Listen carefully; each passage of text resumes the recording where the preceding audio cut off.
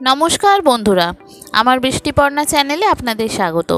আজ আমি চলে এসেছি ঝিঙে ডালের একটা রেসিপি নিয়ে। ডাল তো অনেক রকম খেয়েছেন, ঝিঙে শুধু পোস্ত না খেয়ে এইভাবে একবার ডালও খেতে পারেন, দারুণ সুন্দর খেতে হয়। চলুন তাহলে রেসিপিটি দেখে নেওয়া যাক। আমি এখানে ঝিঙে ডাল করার জন্য একটা বড় সাইজের ঝিঙেকে এরকম করে কেটে নিয়েছি, আর একটা আলু, দুটো মাঝারি সাইজের আলুকে ডুমো ডুমো করে কেটে নিয়েছি। একটু পেঁয়াজ, একটু টমেটো, একটু কাঁচা লঙ্কা, আর নেব মুসুর ডাল বেশ কিছুটা। আপনি এতে মুগের ডালও করতে পারেন, যেহেতু মুগের ডালটা আমি খাবো না সেই জন্য মসুর ডালটা করলাম এখানে। তো প্রথমে কড়াইতে তেল দিয়ে আগে আলুগুলো লাল লাল করে ভেজে তুলে নেব। কড়াইতে তেলটা একটু বেশি পরিমাণেই পড়ে গেছে, যাই হোক যখন আলুটা ভাজা হয়ে যাবে তেল আমি একটু কিছুটা কমিয়ে নেব। দেখুন আলুটা ঢাকা দিয়ে দিয়ে ভাজছি, তাতে কি হয়েছে আলুটা সিদ্ধ হয়ে যাবে আর তাড়াতাড়ি করে আলুটা লাল লাল করে ভাজাও হয়ে যাবে।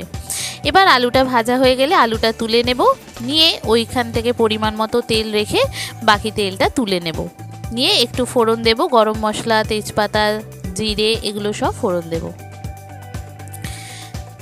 দেখুন বেশ কিছুটা তেল তুলে নিলাম, নিয়ে এবার ওতে ফোড়ন দেব। ফোড়নটা যখন সুন্দর গন্ধ বেরোবে, গরম মশলা, জিরে, তেজপাতা, শুকনো লঙ্কা সমস্ত কিছু ফোড়ন দিয়ে যখন সুন্দর গন্ধ বেরোবে, তখন যে পেঁয়াজ টমেটোটা নিয়েছিলাম সেই পেঁয়াজ টমেটো কাঁচা লঙ্কা এগুলো দিয়ে দেব।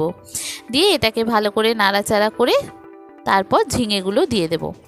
বন্ধুরা, রেসিপিটি যদি ভালো লাগে তাহলে আমার চ্যানেল বৃষ্টিপর্ণাকে অবশ্যই সাবস্ক্রাইব ও ফলো করে দেবেন, আর পাশে থাকার বেল আইকনটি অবশ্যই অন করে দেবেন। তাহলে ভিডিও আপলোডের সাথে সাথেই আপনাদের কাছে নোটিফিকেশান চলে যাবে ভিডিও আপলোডের। আর কেমন হলো রেসিপিটা পুরো ভিডিওটি দেখে অবশ্যই কমেন্ট করবেন, আর ভালো লাগলে একটা লাইক আর শেয়ার করে দেবেন।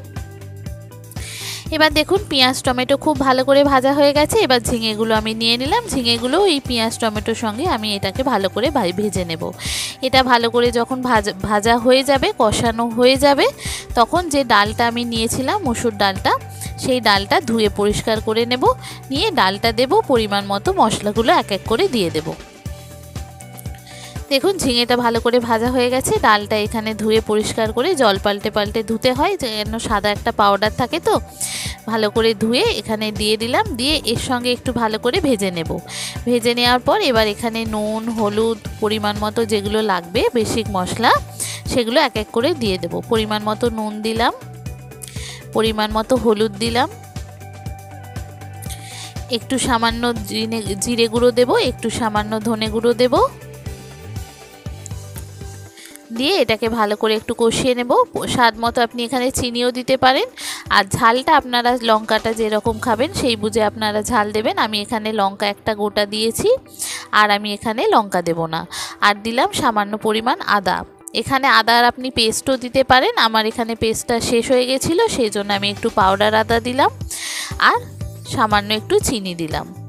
দিয়ে এটাকে ভালো করে কষিয়ে নেব। নিয়ে তারপরে এটা জল দিয়ে দেব সিদ্ধ হওয়ার জন্য। ভেজে রাখা আলুটাও এর সাথে অ্যাড করে নিলাম।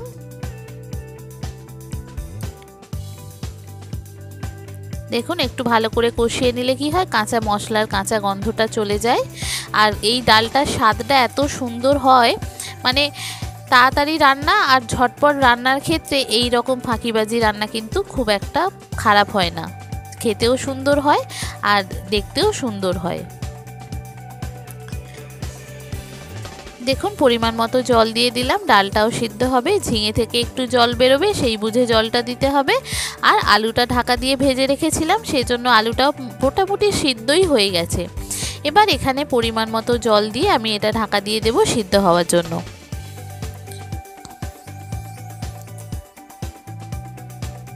দেখুন অনেকটা ডালটা সিদ্ধ হয়ে গেছে, আর এখানে আলুটাও সিদ্ধ হয়ে গেছে। এবার এটাকে একটু হাই ফ্লেমটা বাড়িয়ে দেব, দিয়ে এটা একটু নুন ঝালটা চেক করে নেব। যে সমস্ত নতুন বন্ধুরা আমার ভিডিওটি দেখছেন অথচ আমার চ্যানেল বৃষ্টিপর্ণাকে সাবস্ক্রাইব ও ফলো করেননি, তাদেরকে অনুরোধ করব আমার চ্যানেল বৃষ্টিপর্ণাকে সাবস্ক্রাইব ও ফলো করে দেওয়ার জন্য।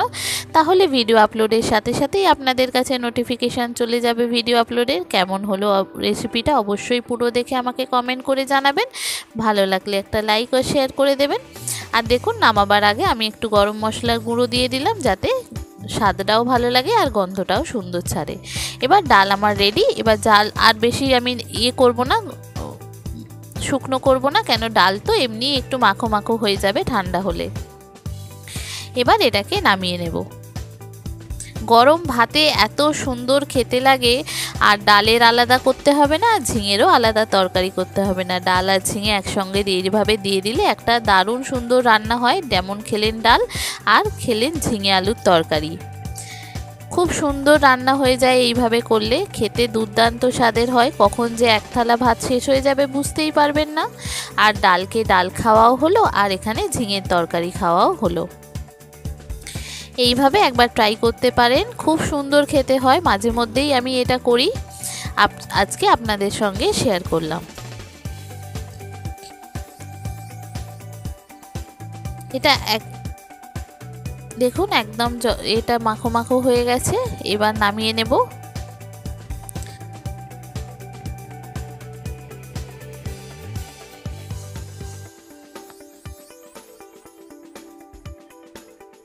একটা গন্ধ উঠেছে এত সুন্দর, পুরো রান্নাঘর আমার গন্ধে মমো করছে, এত সুন্দর একটা গন্ধ বেরিয়েছে এই ডালটা, ঝিঙে ডালের। ঝিঙে যে শুধু পোস্ততেই ভালো লাগে তা কিন্তু নয়, ঝিঙেটা এইভাবে ডাল করে খাবেন, দেখবেন এত সুন্দর খেতে লাগে কি বলবো আপনাদের। আগে না খেয়ে থাকলে একবার ট্রাই করতে পারেন। এবার নামিয়ে ফেলবো, আর আমি শুকনো করব না। দেখুন কতটা সুন্দর লাগছে, খেতে অসাধারণ সুন্দর হয় এইভাবে করলে ঝিঙে ডাল। একদম মাখো মাখো হবে, খেতে অসাধারণ সুন্দর হয়। ডালটা স্বাদটাই চেঞ্জ হয়ে যায়, আর এখানে ঝিঙেটাও স্বাদটা চেঞ্জ হয়ে যায়। আগে না খেয়ে থাকলে একবার ট্রাই করতে পারেন। কেমন হলো রেসিপিটা অবশ্যই পুরোটা ভিডিওটি দেখে আমাকে কমেন্ট করে জানাবেন। দেখুন কতটা সুন্দর দেখতে লাগছে, খেতে অসম্ভব সুন্দর হয়। কাছ থেকে দেখাই আপনাদের, দেখুন কতটা সুন্দর লাগছে দেখতে, আর একটা সুন্দর গন্ধ মমা করছে বাড়ি, পুরো ঘরময়। দেখুন এইভাবে একবার ঝিঙে ডাল ট্রাই করে দেখতে পারেন, খুব সহজে হয়ে যায়, ঝটপট রান্না, তাড়াতাড়ির মধ্যে 2 রকম পদ আপনাকে আর করতে হবে না, এক পদেই হয়ে যাবে। কেমন লাগলো জানাবেন, ভালো লাগলে লাইক শেয়ার করে দেবেন। থ্যাংক ইউ বন্ধুরা।